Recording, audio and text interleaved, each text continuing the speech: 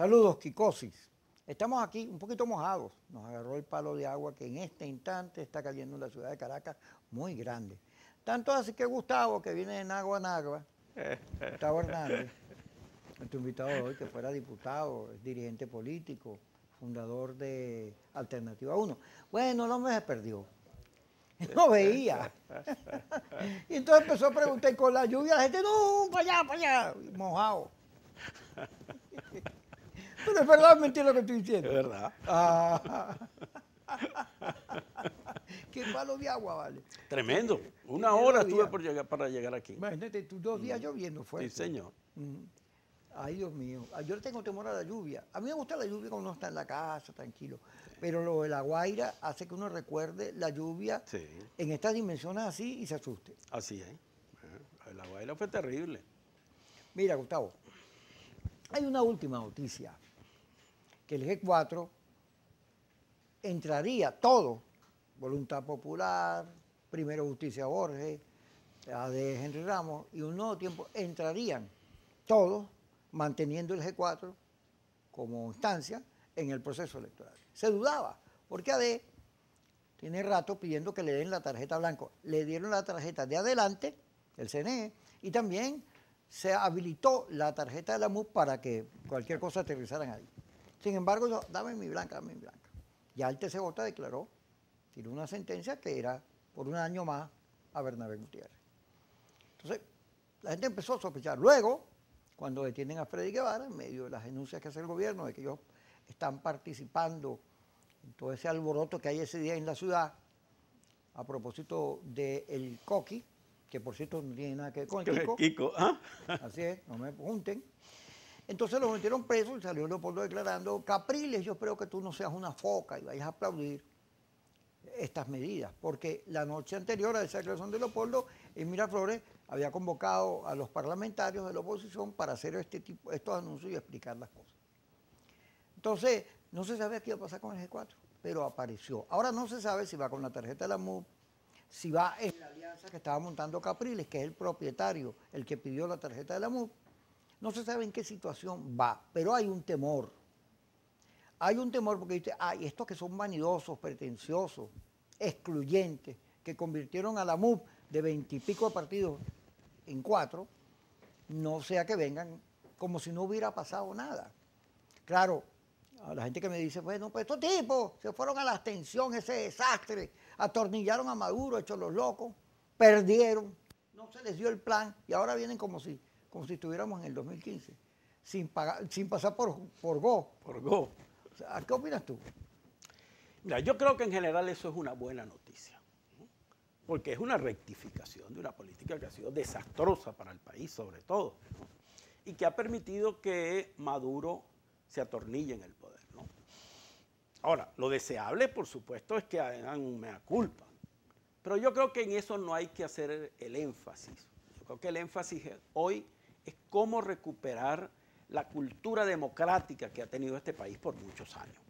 Entre Maduro y los radicales de la oposición han, de alguna manera, impuesto una especie de cultura del abstencionismo, que sobre todo en la clase media, bueno, tiene una pegada enorme y que ha hecho posible, bueno, la situación actual, ¿no? ¿Cuál es la situación actual? Bueno, Maduro con el 18-19% del padrón electoral tiene el 93% de la Asamblea Nacional, ¿no?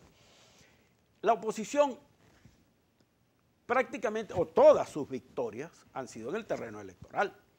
De manera que uno no puede entender cómo cada vez que hay una victoria, 2015 en la oposición, por ejemplo, bueno, inmediatamente viene una especie de política más o menos insurreccional, ¿no? Que, bueno, se aparta del camino que ha sido victorioso y conduce a la oposición por el despeñadero en que está, ¿no? Además, yo creo que es bueno que todas las fuerzas políticas de oposición hoy se midan. O sea, ¿por qué es que el G4 conduce a la oposición? Si tiene mucho tiempo que no se mide electoralmente, que nadie sabe realmente cuántos votos tiene el AD de Henry Ramos. Porque es muy curioso que Henry Ramos no quiera participar con su tarjeta, la que tiene ahora, adelante. Sin hacer una disquisición si él tiene razón o no de tener la tarjeta blanca, tiene una, podría medirse con esa, ¿no? En Venezuela hay un antecedente sobre eso, que es la negra, ¿ah? Por la blanca vota negra, era la consigna. Bueno, Henry Ramos podía hacer algo parecido. En aquella oportunidad le salió bien a los que tenían la tarjeta negra, ¿no? No hay que olvidar eso. De manera que yo creo que en general eso es bastante bueno y que, aunque yo creo que también le deben una explicación al país y a la oposición, sobre todo al pueblo opositor, creo que hoy no es ese el tema central. El tema central es participar, más allá que la unidad. Yo creo en la unidad, creo que la unidad es un valor muy importante, creo que nos ayudaría enormemente a que la gente salga a votar, pero creo que hoy ese no es el tema central. El tema central es convocar, es derrotar la cultura abstencionista. Eso es lo que yo creo. Te voy a hacer un comentario y después volvemos al tema de la cultura abstencionista, etc. O sea que las redes en Venezuela son el 15%. Twitter, por lo menos, que es la red más politizada, tiene un bajón grande. Ha venido bajando hasta el 50% de su mensajería, producto de unos señores que fueron creados por Pan Post y por el laboratorio que dirige Rabel y Freddy Guevara, el que respalda a Guaidó, dos laboratorios muy grandes. Estos laboratorios empezaron a pegarse unos contra otros. Tú, colaboracionista, tú, radical vendido, tú, ladrón, tú, alacrán, tú, lo que sea. Y a todo el mundo le pusieron etiquetas y generaron esta segmentación horrible que hay, donde todo el mundo se odia, parece una batalla campal, una cosa de piraña, el diálogo interno, el respeto interno entre los políticos. Sí. Entonces ayer, Daniel Ceballos, que estuvo preso, que fue electo alcalde, y en una de esas que Leopoldo llamó a la calle, él, bueno, se empató en la salida, un mes estuvo de alcalde, lo agarraron preso. Estuvo largo tiempo en la cárcel. Sale, se dedicó a cultivar, que es el taxi, y ahora regresa y hace un video donde dice que Pérez Jiménez es un idealista, un soñador, un hombre que López Contreras, un hombre sereno, y así va. Pérez, un hombre que cambiaba de opinión, Gómez, un hombre nervioso, pero y así va dando definiciones. Uno se le han dado hasta con el todo, se convirtió en un éxito extraordinario en las redes. Elizabeth Fuentes, para el cooperante, lo entrevistó, y el tipo Ceballos dice, bueno, no, yo no me voy a arrepentir. No, nosotros los gochos tenemos una cantidad de presidentes, de eso estaba hablando yo. Ahora yo tengo una visión de la historia. Esa es mía, pues yo veo las cosas así porque yo soy gocho. Bueno, y le dieron hasta con el todo. Ya vendido, ¿cómo vas a poner a Carlos Andrés Pérez al lado de Pérez Jiménez? ¿Cómo vas a decir que todos esos pocos autoritarios tienen virtudes? Y le dieron, y le dieron, y le dieron. Y lo elevaron, y lo elevaron, y lo elevaron. Porque todo lo que los odiadores tocan, sí. lo suben. Vamos a hablar de eso cuando regresemos, porque ya llegó Yesenia, que también está empapada. Que es una maravilla. Se ve hasta sexy. empapada. Mira, se ve sexy. Ya regresamos.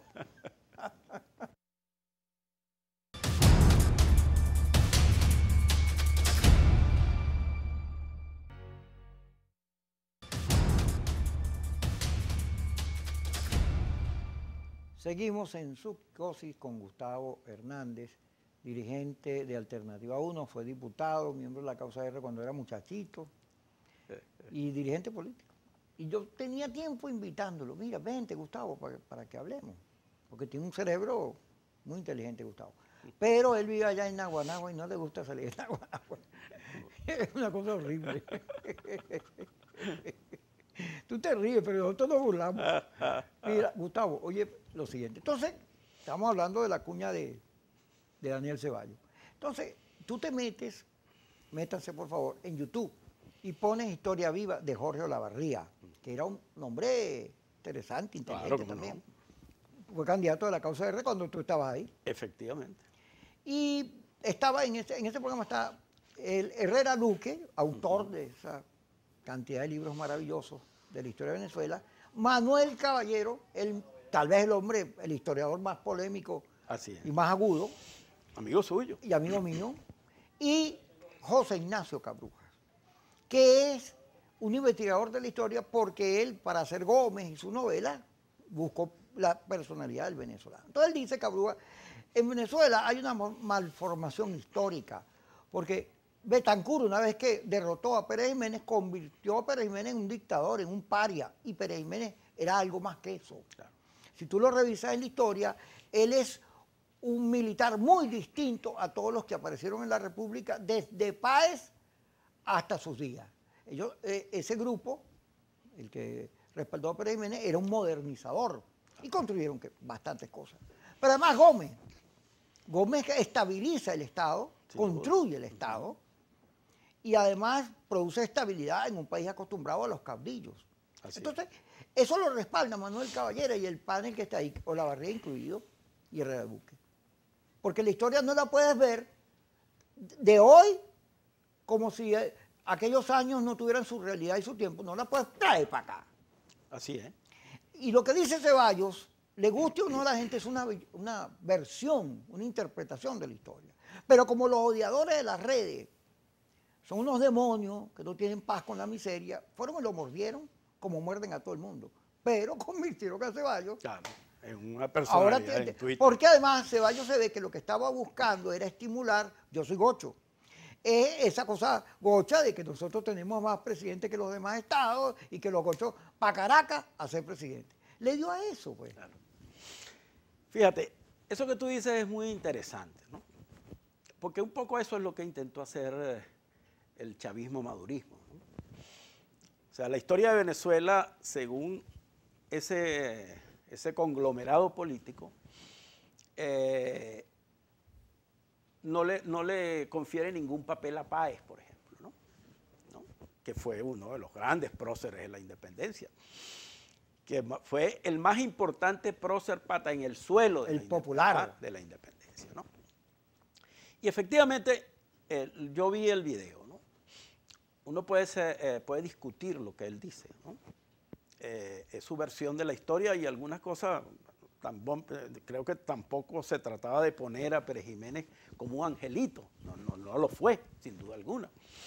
Y en Pérez Jiménez, como en el perejimenismo, como en la democracia y como ahora, hubo enormes abusos en los derechos humanos, ¿no? En la democracia también los hubo.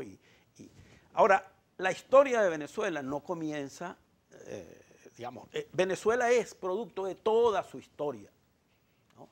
No comenzó a lo mejor con los pueblos indígenas y es hasta hoy. Eso tú lo comprendes bien. Eso no, el liderazgo político del país siempre pretende que el país comenzó con él. Eso ocurre con el Chávez, con Guzmán, con Pérez Jiménez, con Pérez Jiménez un poco, no tanto con Medina, pero tenía la cívica. Clarísimo con la democracia y clarísimo con el chavismo, ¿no? Así es. Tú comprendes eso bien en China.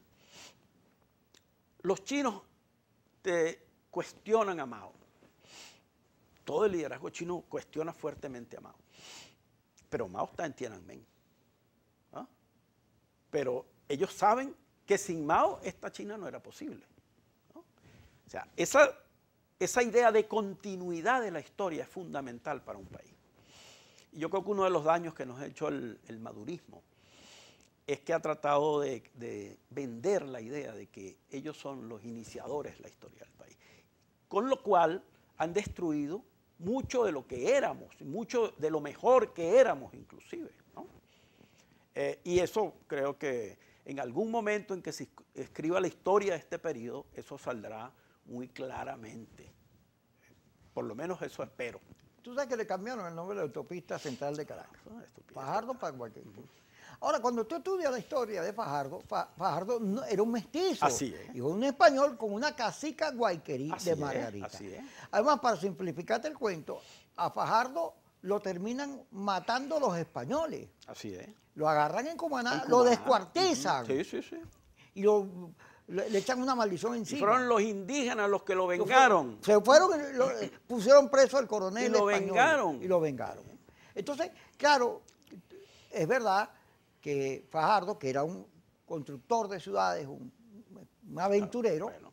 que además llegó a Chupa y vino por toda esta zona, se enfrentó con los indígenas porque donde él se metía, bueno, era un desconocido, pero no es propiamente un español, un representante del imperio español. Para nada. Es que esa idea de intentar vender que nosotros somos descendientes exclusivamente de los indígenas es una cosa disparatada. O sea, ¿qué tiene Kiko de indígena? Tiene a lo mejor un poquito por allá de chipcha, Sí, ¿no? de chicha andina, sí, claro, yo soy gocho. Chipcha que eran los que estaban los indígenas que estaban en los Andes, pero tiene de español. Y a lo mejor tiene algún negro en la familia. O sea, nosotros somos una mezcla de todo. Por eso, ese empeño en decir que nosotros somos exclusivamente indígenas es una cosa absolutamente, digamos, atrasada. Además, que no lo somos. Pero hoy más que nunca no somos indígenas. Hay grupos indígenas bien buenos. Bueno, algo de indígenas tenemos, seguramente. No, y queda algo. ¿Ah? Pero culturalmente algo tenemos. Somos una mezcla. Somos una mezcla. Ahora, ¿cómo les cuesta comprender eso? Ahora, fíjate, viniendo para acá, las colas de la gasolina. Tarek El Aissami propuso un plan de recuperación de petróleo de Venezuela para colocarla este año en 1 millón de barriles. Y anunció que en julio se acababan las colas de la gasolina. No ha pasado eso. Ni hemos visto tampoco que la producción haya aumentado. La OPEP subió la cuota de producción porque el coronavirus se ha ido ya arrinconando, gracias a Dios. Y mi hermano Carlos Valero tiene coronavirus, él, su esposa y su hija. Dios quiera no me le pase nada, porque esa es mi hijadita. Entonces, está pasando en Venezuela una cosa rara, que es que, oye, se anuncian muchas cosas, se culpa al bloqueo. Ayer yo se lo pregunté a Héctor Rodríguez, ¿y por qué no hay gasolina a pesar de que lo anunciaron? Bueno, porque el bloqueo, no han llegado los materiales y el bloqueo. Pero resulta que hay en las encuestas, y este es el punto, para que lo discutamos cuando regresemos, un profundo descrédito de la política. La última, la de Delfos, lo tiene clarito. Pero también Consultores 21, que hizo una encuesta, Varianza y Data Analysis. Hay, como más o menos en resumen, la oposición y el gobierno. La oposición está tradicional y el gobierno tiene más o menos la misma fuerza, se han equilibrado. Pero un trozo enorme del país no los quiere, está cansado de ellos, lo aburren. Fíjate que en Delfos le preguntan a la gente, ¿usted saldría a pelear por gas, luz, agua? No. ¿Por qué no? Primero porque me reprimen y me cuesta la vida. Y segundo, yo no tiempo para eso, yo tengo que buscar con qué comer. Sí. Cuando regresemos, analizamos estos puntos y otros más en Kikosis por Globovisión.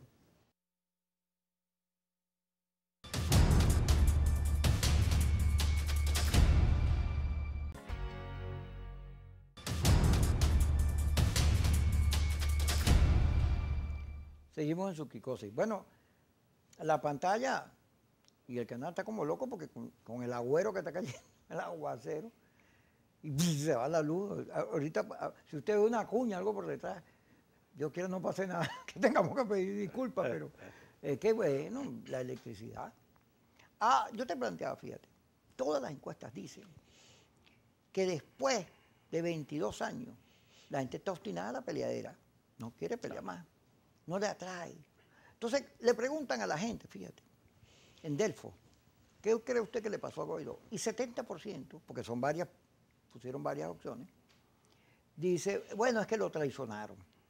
Tú le metes lupa a la traición y dices, bueno, sí, el día que lo fueron a elegir, que se montó en la reja, ahí eso puede dar la percepción de que había sido víctima de una traición. Pero después tú revisas a Leopoldo López y está bajitico, el que estaba alto. Hay gente que ahora culpa a Leopoldo López de todo lo que le pasó a Guaidó. Porque Guaidó al final es un muchacho, buena gente, que le puso, que era de la Guaira. O sea, hay una victimización de Guaidó. Pero en la tercera pregunta, 50 y pico % dice, no, es que él se equivocó. Claro.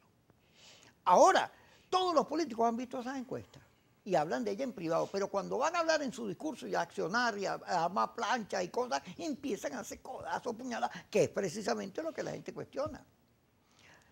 Hay un trozo de país que ni centro, moderado, independiente, no sabe, no contesta, no vota, que quiere otra manera de hacer política. ¿Cómo ves tú eso? Yo creo que la gente tiene razón, ¿no? En este país hace falta un nuevo liderazgo. O sea, el chavismo trajo como consecuencia una disminución dramática de la calidad del liderazgo político del país. Del liderazgo en el gobierno, pero también del liderazgo en la oposición. Por eso a uno le cuesta mucho, después de haber tenido de jefe a Teodoro Pekov o a Alfredo Maneiro, oye, ver las cosas que ve en la vida política diaria, ¿no? El liderazgo político del país en la gran mayoría de los casos es lamentable, una bajísima cultura, sin conocimiento de los procesos políticos. Por ejemplo, yo no sé cuántos libros se leen los jefes del gobierno, pero yo estoy absolutamente seguro de que no conocen cómo fue el proceso de debate en la izquierda después de la caída del muro de Berlín. Estoy absolutamente seguro. Porque si lo conocieran, no cometieran todas estas barbaridades que cometen, ¿no? De manera que yo creo que la gente tiene razón. Yo creo que el país nacional, como decía Gaitán, necesita un nuevo liderazgo y necesita una nueva cultura política. Una nueva cultura política que tenga como norte la verdad. O sea, hoy la verdad es absolutamente ausente de la cultura política. Tú oyes a Maduro, oyes a los jefes de la oposición y tú primero piensas que está mintiendo aunque los tipos digan la verdad. Normalmente no dicen la verdad, ¿no? Y eso hay que cambiarlo. Y yo creo que ese es el reclamo central de la gente. Necesitamos un liderazgo político honesto y eso no es posible si no hay contrapesos en el poder. El fenómeno de la corrupción en Venezuela es una cosa increíble. O sea, bueno, ahora lo admite el propio gobierno. Cuando uno oye a Maduro decirlo en las alcabalas, uno hasta se asombra, ya que, y bueno, a uno casi no lo asombra nada ya, ¿no? Porque no puede ser posible que no sepa que había 30 o 40 alcabalas de San Antonio, desde el Táchira hasta Valencia o hasta Caracas. Todo el mundo sabe cómo matraquean en ese camino a diestra y siniestra, o matraqueaban, porque parece que ya quitaron las alcabalas. Y que el presidente de la República diga, parece que había corrupción, es realmente preocupante, ¿no? De manera que sí, yo creo que la gente común tiene razón.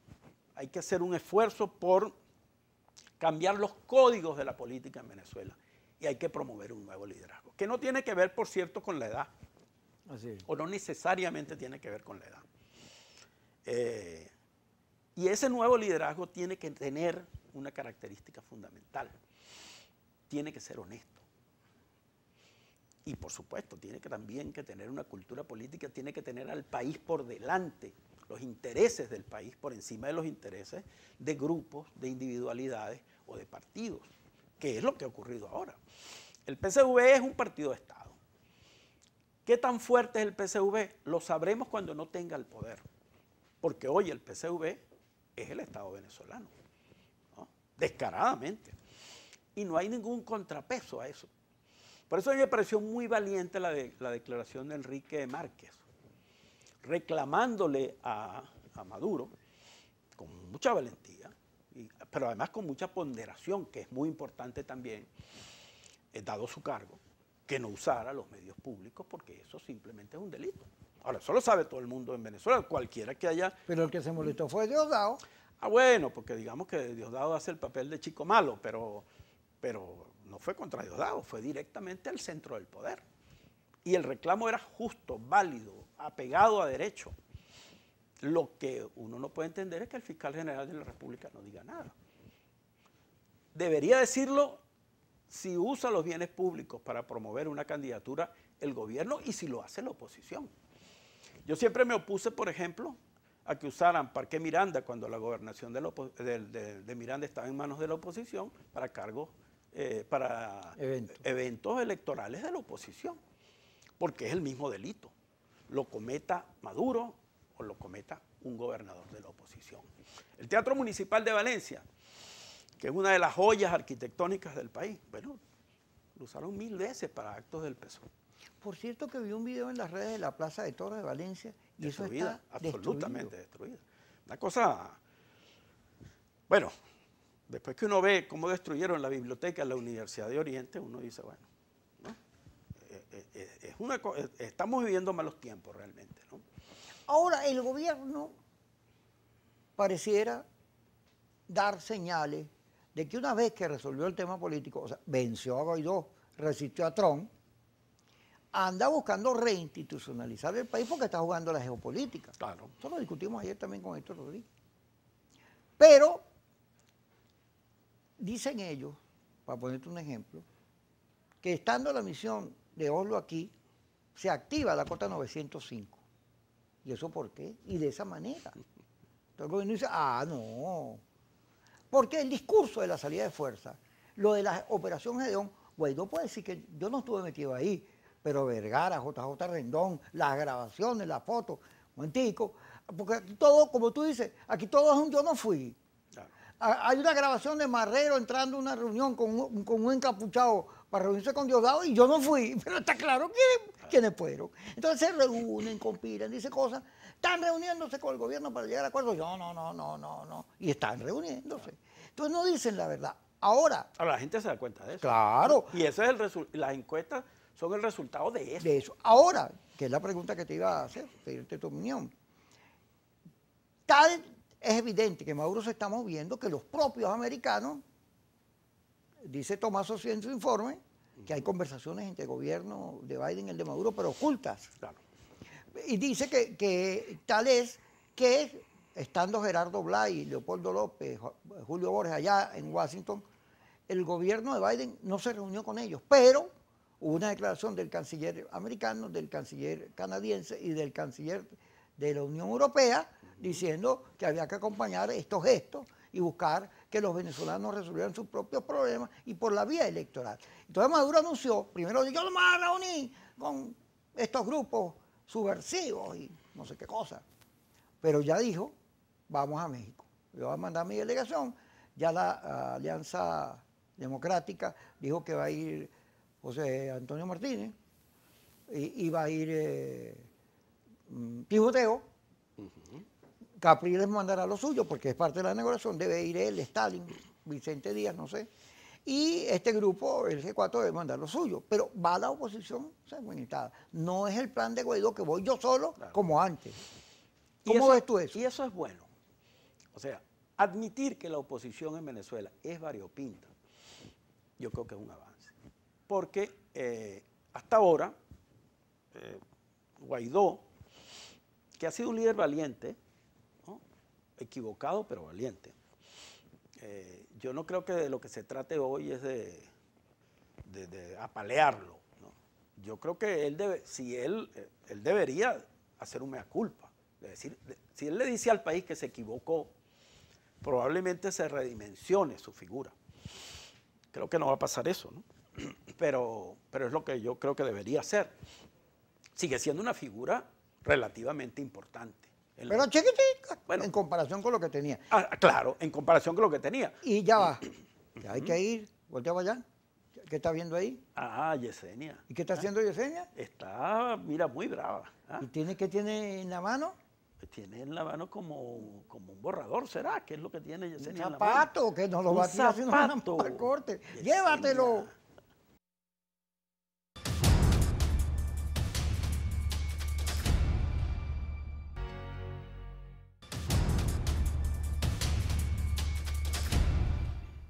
Seguimos hablando aquí con el doctor Gustavo Hernández, que ya nos va a dar sus candidatos y cómo está viendo el proceso electoral. Pero estábamos metidos, fíjate, en las encuestas y el tema de Guaidó. Fíjate, José Luis Pirela, miembro de la fracción 16 de julio. Al que conozco bien. Al que conoces tú muy bien. Acaba de denunciar en el programa de Patricia Poleo y en el Heraldo que hay malos manejos en monómeros, que hay una empresa en Panamá, hicieron unos cambios a la fundación y la colocaron en Panamá y no se sabe dónde están los reales. Esa misma intervención la hizo él en la asamblea de Guaidó, cuando presentó el informe de su gestión de 57 millones. Él agarró y dijo, bueno, pero cuestionario de preguntas a monómero. Y Nora Bracho, diputada de Nuevo Tiempo, fue la que contestó el informe. Pero Nora Bracho no sabe de la empresa. Puede saber el discurso político, pero en términos generales no pudo dar respuesta, entonces le mandaron un informe. Pero él está seguro de que ahí hay una cosa que no está bien explicada.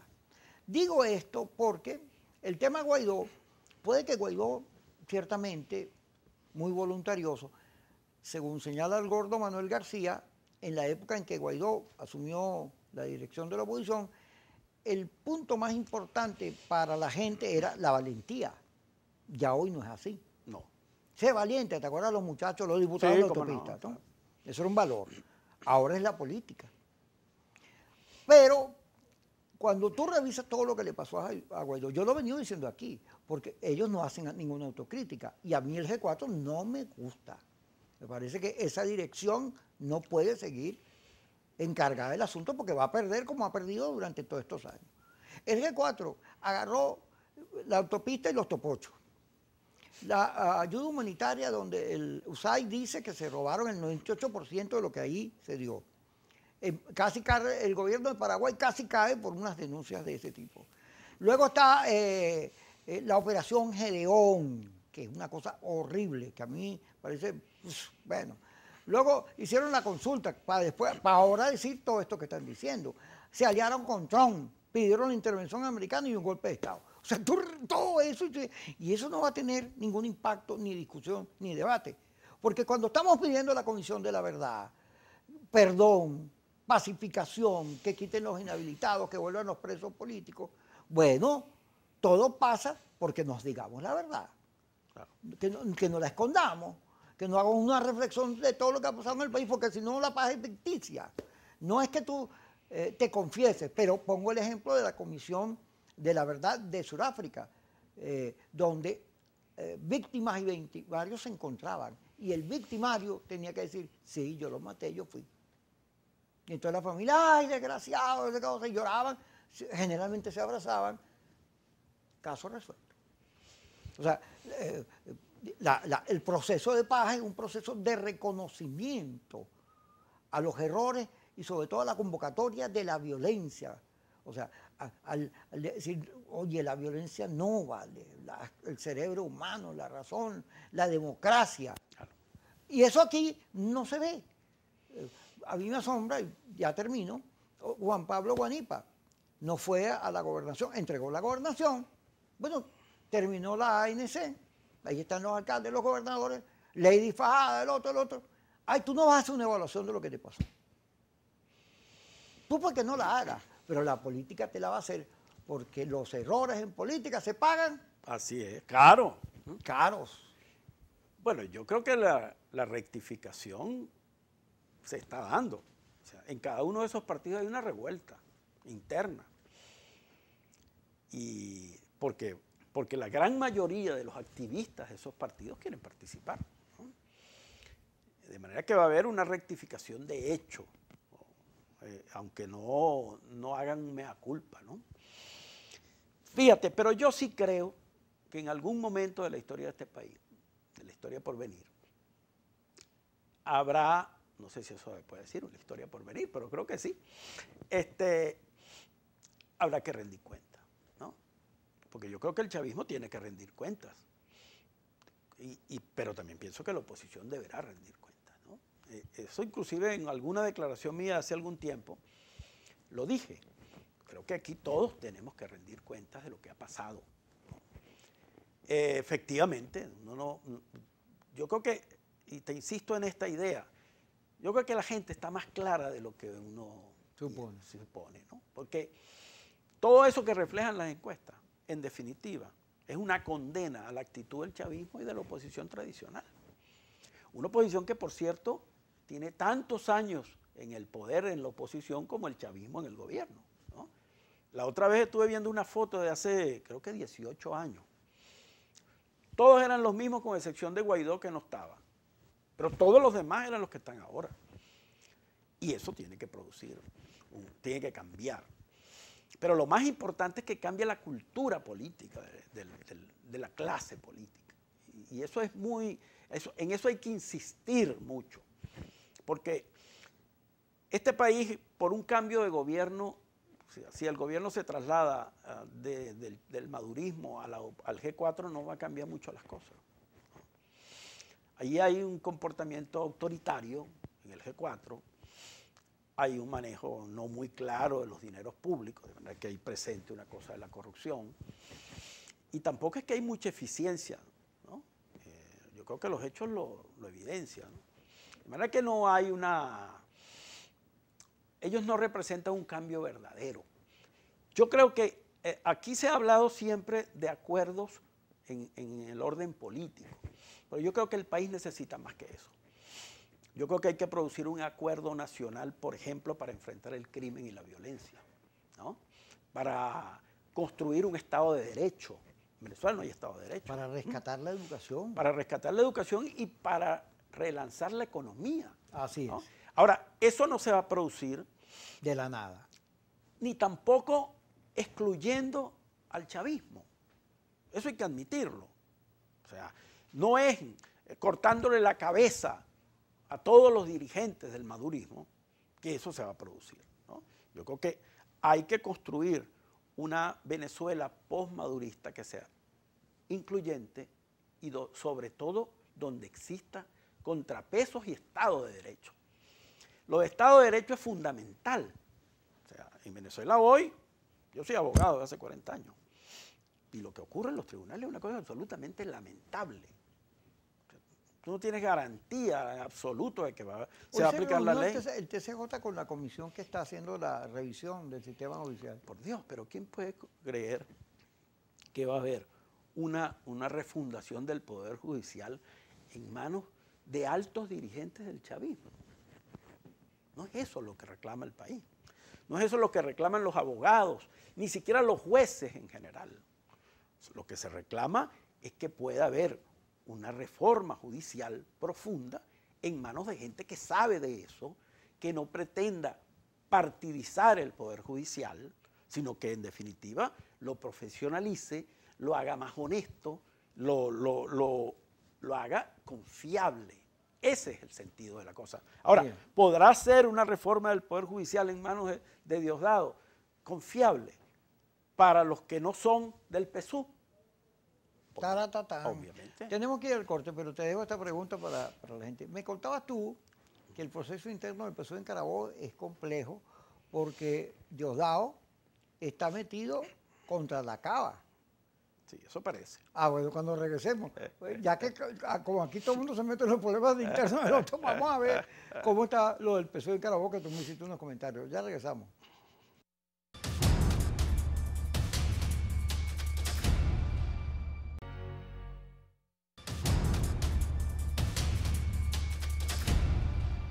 Gustavo Hernández con nosotros de Alternativa 1, que ya nos da sus candidatos y sus fórmulas, pero fíjate, leí que un candidato de Avío Salcedo en el Táchira armó un zafarrancho porque cuando fue a votar la familia no aparecía, ni la esposa. Y dijo, bueno, ¿qué es esto? Pero en Barinas hay un zaperoco también, sí, fuerte, fuerte. Y en otros estados, apareció primero un sonido de Arias Carnas diciendo de todo, después apareció diciendo que no, que él entendía que era importante que se quedara en México. Igual con Di Martino. Pero por todos lados hay ruido. Pero en Valencia, el hecho de que Bielma Mora, que fue gobernador del Táchira, apareciera allí cuestionando que la cava, los ojitos le puso unas alitas, y todo el mundo comenta, y tú me hiciste algunos comentarios sobre lo que está ocurriendo. Vamos a comentarlo, porque como se habla de la oposición, también es pertinente hablar del gobierno y su llamado a primarias. Fíjate, te hago un primer comentario.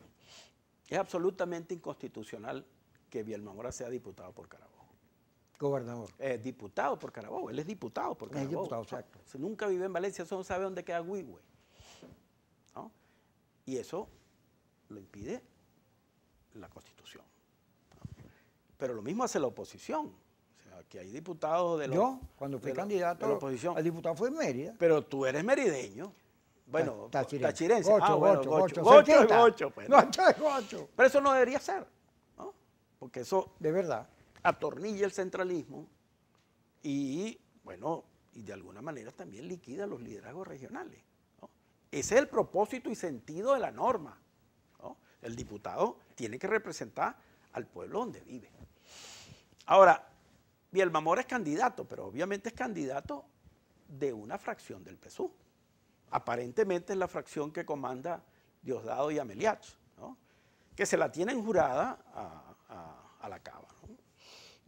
Yo no me meto en eso, pero ciertamente hay cosas, digamos, ha empezado a verse fisuras y ha surgido otra fuerza que encabeza, que podríamos llamar que es la fuerza de izquierda del PSUV.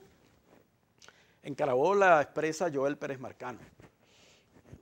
Todo el mundo lo conoce como Guayacol, viejo militante de la Liga Socialista y dirigente estudiantil. De manera que ahí hay un escenario que va a dejar heridas. Eso ha ocurrido antes, solo que el PSUV lo resolvió manu militari. Todavía Numa Rojas está inhabilitado porque se le alzó el PSUV al PSUV de Monagas, ¿no? Y lo metieron preso y tal, ¿no? ¿Será posible eso? ¿Resolverá el PSUV de nuevo sus fisuras internas o su debate interno de esa manera? Bueno, eso es una pregunta abierta. Pero sí, efectivamente, hay un enfrentamiento muy fuerte en el seno del PSUV de Carabobo por la candidatura, no solamente por la candidatura a gobernador, por las candidaturas en general, ¿no? ¿Cuáles son los candidatos que tú llevas allí a competencia el 21 de noviembre? Mira, Alternativa 1 ha propuesto, como no tenemos tarjeta, porque el CNE nuevamente nos las negó, sin darnos ningún tipo de explicación, se la dio a otros y tampoco dio ningún tipo de explicación. Alguien tiene que estar parando que nos entreguen la tarjeta, pero bueno, en todo caso nosotros siempre hemos creído en la ruta electoral y vamos a seguir participando electoralmente. Y la idea central es que eso nos permite apoyar a los mejores candidatos en el país, los que nosotros consideramos que son los mejores candidatos en el país. Vamos a apoyar en Valencia a Santiago Rodríguez, que, bueno, aunque no es de alternativa, ni siquiera hay cosas con las que no estamos de acuerdo, sin embargo ha resultado un excelente candidato, que recorre de día a día, barrio tras barrio, Valencia. A mí mismo me ha sorprendido. En Juan José Mora, que es Morón, a José Luis Contreras, que es un verdadero candidato de lujo para Morón, que es un pueblo pequeño. José Luis es el presidente del Colegio de Abogados de la Costa, es profesor universitario, es músico, tiene un programa de radio, un tipo fuera de serie, ¿no? En el país, bueno, y hay otros muchos estados, ¿no? Vamos a apoyar en el país a la negra Antonia en Portuguesa, vamos a apoyar a Américo de Gracia en Bolívar, y tenemos además candidatos a Rosales Peña, lo vamos a apoyar. Los compañeros de Barinas decidieron apoyar a Rosales Peña. Y tenemos muchos candidatos a los consejos legislativos. Elizabeth Enríquez en Barinas, tenemos una candidata a la alcaldía de Acarigua, que es Jimara García, y un candidato a la alcaldía de Guanare, y tenemos, bueno, sobre todo mujeres. Tú sabes una cosa, en Alternativa 1, que es un movimiento que básicamente está enraizado en el interior del país. En la mayoría de los estados lo comandan mujeres. Laura Valén Carabobo, Imara en Portuguesa, Elizabeth en Barinas, Moray Mascaño en Aragua, Yacenis García en Amazonas. En prácticamente todo el país, las jefas del partido son mujeres. Y eso ha cambiado un poco la manera de visualizar la política en Alternativa 1, ¿no? De manera que sí, nosotros vamos a tener candidatos en muchas partes del país, vamos a promoverlo y vamos a ir en alianza con muchos otros sectores políticos, ¿no? ¿Cómo crees tú que esta convocatoria de Maduro a México, cómo termina eso? Yo creo que la convocatoria ya de por sí es una buena noticia, ¿no? Porque nosotros abogamos porque la solución a la crisis venezolana sea una solución civilizada, ¿no? Bueno, y si la gente comienza a hablar, pues hay posibilidades de que se resuelva la crisis de manera civilizada, ¿no? La oposición va a ir debilitada, porque va en tres toletes por lo menos, ¿no? Y eso debilita a la oposición. Una cosa insólita, ¿no? La oposición puede hablar con Maduro en 3 pedazos, pero no puede hablar, esos 3 pedazos no pueden hablar entre sí, ¿no? Yo creo que buena parte de la responsabilidad de eso es de Guaidó, porque en algún momento él fue el líder acatado por prácticamente toda la oposición y no fue capaz de usar ese liderazgo para construir espacios donde la oposición se encontrara. Ahí, por supuesto, hay varias explicaciones de por qué eso no ocurrió, pero yo creo que esa es una responsabilidad que en buena medida tiene Guaidó. Pero ya el encuentro es buena noticia.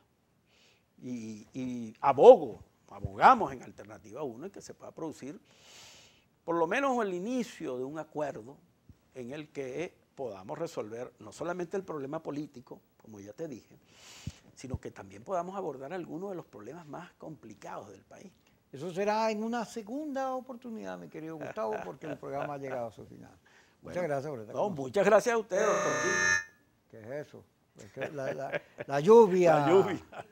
Gracias a todos ustedes a las 5 y a las 10. Kikosis por Globovisión.